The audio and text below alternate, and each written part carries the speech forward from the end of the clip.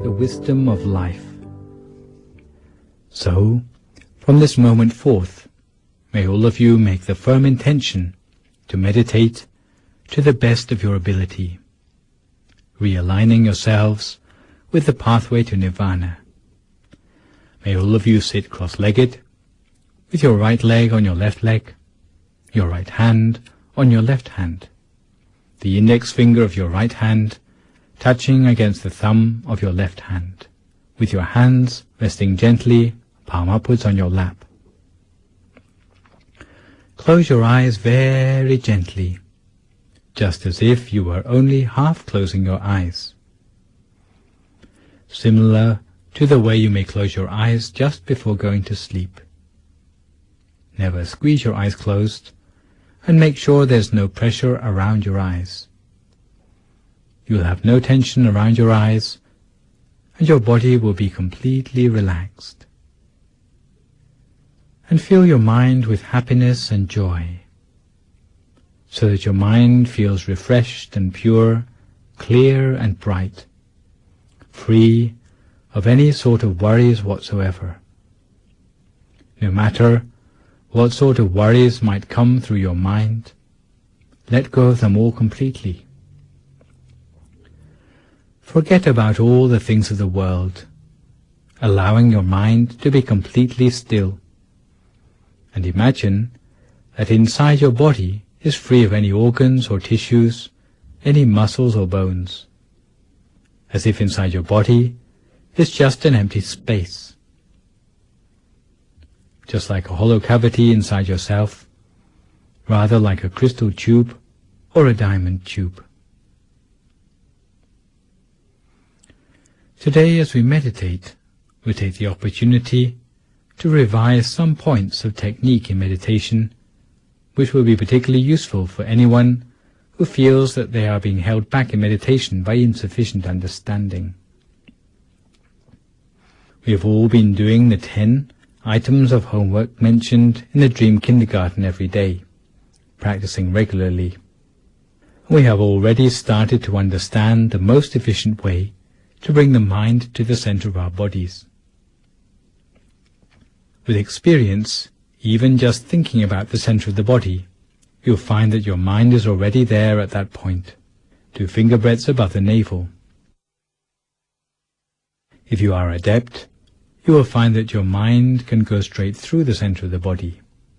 However, for those of you who have not progressed this far, you have to start off by resting your mind at the point which for you feels like the point of greatest contentment, without worrying too much about the precise position of the center of the body. Put your mind at the point which feels most comfortable and easy for you, and you will find that the happiness from meditation will gradually become apparent to you. You will start to feel that the solidity of your body is melting away into the atmosphere around you, starting to become more hollow and empty inside, as if you feel spaciousness, or as if you were alone in empty space. Some people will feel as if their body has disappeared altogether, as if all that's left is the feeling of your awareness. Some people don't know what to do next when they reach this point in their meditation, where their body seems to have disappeared. But the thing which one ought to do is just to rest our mind at whatever point feels the most comfortable for us, starting off with our mind there. Once our mind comes fully into equilibrium, you will start to realize that the mind is automatically realigning itself with the real center of the body. Some people may find it useful to imagine a bright, clear object about the size of a pinpoint, or like a star in the sky, as if one is appearing at the point where the mind has come to a standstill. We should keep such an image in the mind, gazing at it continuously and softly, but never attempting to stare, almost as if you are looking at it out of the corner of your eye, almost unintentionally. If we can observe it in the proper way, without using too little or too much effort, In doing so, before long we will be able to perceive something. However, if we use too much force, it will disappear. If we use too little effort, allowing ourselves to become distracted, then we will find that the object would disappear. So either way, too much effort or too little, it will disappear. And finding the optimum effort by which we can see the object the whole of the time. This is the real skill which we have to build up in our meditation. This is what we have to work on. What we have to do is simply to allow our mind to remain at a standstill without letting any questions come up in our mind, no doubts, as if we were just an inanimate piece of putty which was unable to think, like an object which has never had any thoughts of its own before. If this is how you start to feel about yourself, then this is the proper approach to the meditation. If you are unable to think any more, this will stand you in good stead, all the way from the beginning of meditation to the more advanced stages. Because education, through meditation, is beyond the realm of conceptual thinking. It is knowledge that arises when the mind is free of thought. It is pure, bright knowledge. We learn merely by what we see, acquiring the knowledge directly. It is rather different from the modes of learning we are used to. We have to study and memorize, read and write to increase your knowledge. The sort of knowledge we are talking about is a knowledge which comes independent of thought. It can arise only in a mind which is free of thought, a mind that is at a standstill. In Buddhism, such knowledge is called Bhavana Mayapanya, the wisdom arising from a still mind. It is practiced until it gives rise to inner brightness in the mind, and through the brightness we are able to see more than before, and by seeing more than before we learn new things about the reality of life in the world. This process is the opposite to our habitual methods of learning new things in the world. It allows us access to knowledge from inside. However, if we try to apply the external methods of education to our meditation, it will be more of a hindrance than a help. So please remember these words well. All we require in our meditation is merely to bring our mind to a standstill. In fact, you can bring your mind to a standstill anywhere at all in the beginning. Only when your mind is subtle and pliable will it be ready to make its way to the center of the body. A mind that is properly adapted will have the feeling of being alive and awake inside. It will have a feeling that is completely different from feelings encountered during the mundane run of events in our life. It will be as if something wonderful is stirring within us, with a quality completely different from our external feeling. Therefore, bringing the mind inside to the seventh base of the mind takes only a very gentle attention. Like an intention, on the off chance it will bring our mind to the center of the body. Once our mind comes to a standstill, at this point of stillness in our center, it will remain still from that time onwards, gently, in stillness, at the center of the body. You have to make sure that you are always having a feeling of ease in your meditation. If you ever feel that you are putting up a struggle in your meditation or trying to force it, then that is not the proper method at all. This applies both to body and to mind. If you find a feeling of tension inside, you need to relax yourself further, particularly your nervous system and your muscles, before you continue with your meditation. Once your body is relaxed, your mind will relax as well. Your body will be completely relaxed and still. So we have to train our mind in this way, and at that point we will be able to see a bright, clear sphere inside ourselves. Even with our eyes closed, it will not be dark inside for us anymore. We will be able to maintain our mind internally, stopping it from wandering anywhere else easily, the whole of the time. Maintaining the mind in equilibrium at the center of the body. We will find that there is a feeling of expansion inside. With such a feeling of expansion, we will have a sense that we are being drawn inwards, as if we are being attracted through into a new dimension by a giant magnet deep inside us. At this point, some meditators may respond to the new experience with surprise or even fright, because it's something they have never encountered before. However, we must just comply with whatever is the nature of our mind. We have to just let such experiences be, rather than struggling against them or even reacting to them.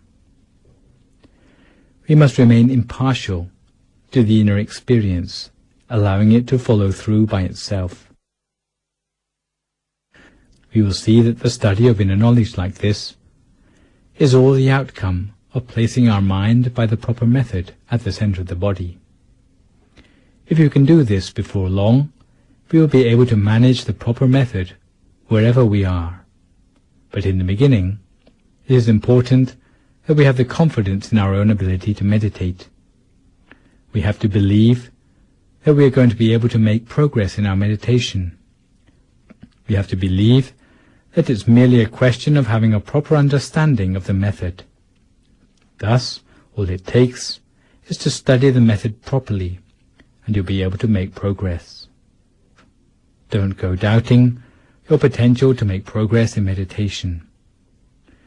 Some people tend to dwell on the bad deeds they've done in the past, thinking that they are at a disadvantage in meditation because of them. Others think they've had a clouded mind for the best part of their life, and it's going to be impossible to teach an old dog new tricks. Such thinking is not worthy of DMC viewers. If we lack confidence in ourselves, we can't expect to make a success of anything. The fact that even with our eyes shut, we can spoon food into our mouths or point directly to the tip of our nose should dispel any doubts we have about bringing the mind to the center of the body, because after all, we already know everything about the meditation technique you need to know. All the know-how necessary to achieve success in meditation has already been put at your disposal. Nothing has been kept back. You have to train yourself and devote yourself passionately to the practice of meditation in every spare moment you have, because this is the knowledge that is the most important knowledge in life. Even though you might have got yourself a doctorate degree, it can only ever help you to earn your living more easily, or to win acceptance in the eyes of society, to bolster your reputation. But once you come to the point where you're on your deathbed, even the best of academic knowledge will not help you to get a better place in your afterlife. But the things we're studying here, to do with the stillness of the mind, these are the things which are the most important of all. They are the real knowledge of life, and we must give this knowledge due importance. You can train yourself in meditation any time and any place, when taking a wash, washing up, sweeping the garden or mopping the floor. You can train yourself to keep your mind at the center of the body the whole of the time, whether standing, walking, sitting or lying down. Even when paying a visit to the restroom, you can train yourself in meditation while sitting there. You already know all the principles of maintaining subtlety of mind, maintaining mindfulness and self-possession hand in hand, regularly and consistently. You can imagine a visual object at your center if you wish, or you can simply rest your mind at the center while observing whatever arises there spontaneously. You can imagine an image, like a bright sphere or a Buddha image, or any of the root teachers for whom you have particular faith. You can even think of something as simple as a piece of fruit. Any image will serve for this purpose, as long as it's not an image that stirs up unwholesome emotions in your mind. When imagining the object, you already have all the know-how you need, such as using only the gentlest of effort when imagining. If you haven't struck the right balance when focusing, using too much or too little effort, then your body would tell you about it. Too much effort, and you'll end up with tension on your eyebrows or across your shoulders, and you may end up with a headache. If you find that your fingers are curling up or your abdomen is tense, then you are trying too hard. However, if you succumb to boredom, or you find yourself looking at the clock, again these are the signs that you haven't struck the right balance. Don't struggle on if you have these sort of symptoms, but you have to readjust your technique, relax yourself, and be more at ease in your meditation. Once you are back on the right track, the sign will be a sensation of bodily lightness and expansion inside yourself, and your mind will feel light, pliable, and easy to work with. You'll feel that time passes by more quickly than it really does, and you'll feel that you don't want the meditation to come to an end, as if you'd like to extend the length of your meditation, as if you've been glued to your meditation mat. When your meditation is going well, your body will automatically set itself up in a position of poise, where the body seems to inflate itself into the most elegant and upright of postures. When we feel that we are happy with our meditation, when we have a smile on our face, these are all indications that we are on the right track with our meditation technique. On the contrary, if the more we sit for meditation, the more upset or depressed we feel, then this would show that we have not adjusted our mind in the proper way. If you start out in meditation looking as if you are 20 and end up looking as if you are 40, then you need to readjust your meditation technique. You know the difference between right and wrong technique perfectly well, so all that is lacking is the confidence that we can achieve success in meditation, and to train ourselves continuously while being observant of all the things which aid or obstruct our progress. Of all the things which aid or obstruct our progress. Once we are properly adjusted, body and mind will be clear and bright. Simply putting our mind at the center of the body will cause the sphere there to expand, and we will fall through the center to find the next sphere inside. As the mind comes to a standstill at the center of that sphere, then there will be a new one, brighter and clearer than the last, appearing at the center. And before long, we will be able to attain the inner bodies and attain the body of enlightenment within ourselves, exactly according to the recipe for success discovered by the great abbot of Wat Phak Nam. Because all of these things are inside the body of every person, and that includes us too. We know the difference between right and wrong methodology. So therefore, we should train ourselves continuously, according to the proper way. Don't be lazy, and don't prevaricate about getting down to meditation in earnest.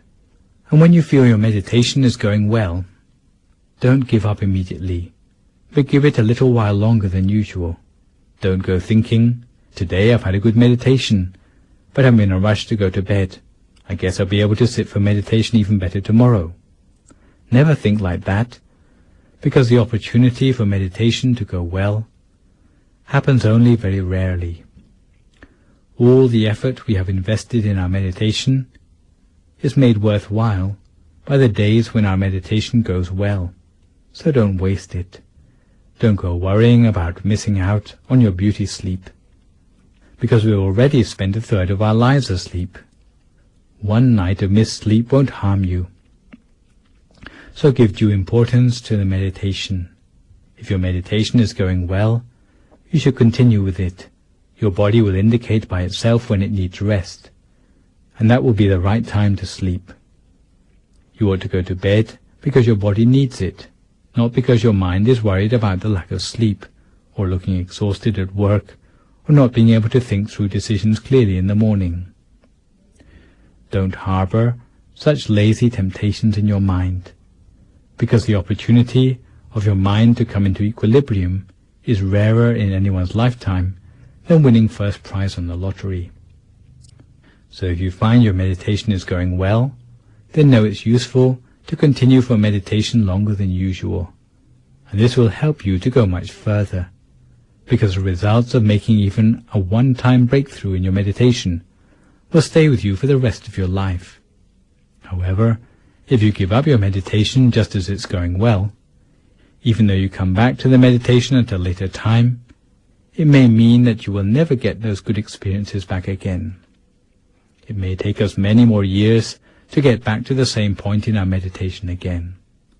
So we should cherish our meditation experiences, and rather than remembering the experience which we had on a particular day, we should try to remember the methodology we used to reach the experience on that day. Because there's a temptation to remember just the experiences while forgetting how we got there. So take care to remember all the advice and know-how mentioned today, because one day it will allow you to attain the triple gem inside yourself, and you will literally be able to have the triple gem as your refuge all your life, with happiness from the moment you attain it, leading you to the fortunate realms after your death, allowing you to study about the reality of life and the world. And when you come to do meritorious deeds, even though the amount of the meritorious deeds may be small, the amount of merit we gain will be large. It will allow our mind to be radiant the whole of the time. There are countless things which we can attain if we reach the triple gem inside ourselves. So anyone who is sleepy, fatigued or tense in their meditation should allow themselves to fall asleep at the center as they sit, and continue with the meditation when they wake up. Anyone who has aches and pains should change posture. If your stream of thoughts is never-ending, open your eyes and close them again. May all of you be fulfilled in your wish to attain the triple gem inside yourself. Now, each their own meditation, for a few more moments in silence, until we come to the appropriate time.